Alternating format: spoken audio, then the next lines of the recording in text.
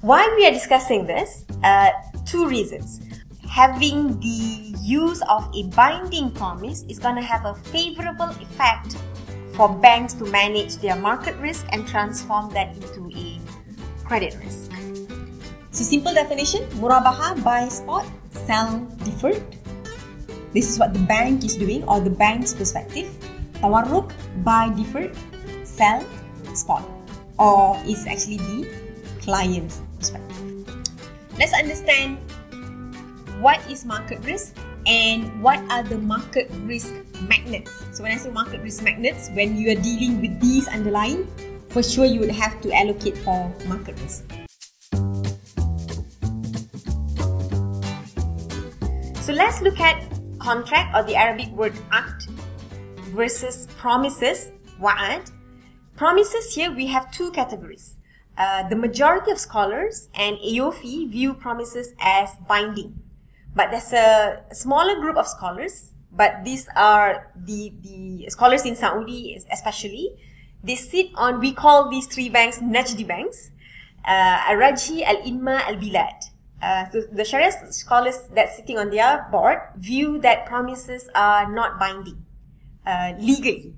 You may have moral obligations, but legally it's not binding. So let's look at a few elements to understand the difference between contract and promises. So bilateral binding on both, uni binding only on one party, that's the party that gave the promise. Why we are discussing this? Two reasons. First, when we go into different structures of Murabahah, of Ijara, for example, you will see certain documents called promise to purchase, promise to lease, for example, and then there comes the main document called Murabahah, a sale transaction, or Ijara, a lease transaction. That's one. But the second part also, having the use of a binding promise is going to have a favorable effect for banks to manage their market risk and transform that into a credit risk. So the classical Murabahah is something which is executed by a few institutions, mostly in the Gulf countries, and that is a case where the bank itself actually has inventory and doesn't know who's coming to buy. Now let's look at Murabahah to purchase order. This is more common. The bank does not carry inventory, so the customer comes in, puts in the application. If you notice, we have a additional item there, promise to purchase. So once the customer has once the bank has the promise to purchase, the bank will then buy the asset from the supplier. So simple definition, Murabahah, buy spot, sell deferred. This is what the bank is doing, or the bank's perspective.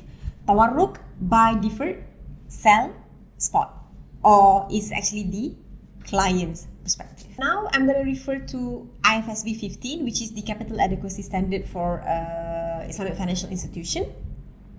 Let's understand what is market risk and what are the market risk magnets. So when I say market risk magnets, when you are dealing with these underlying, for sure you would have to allocate for market risk.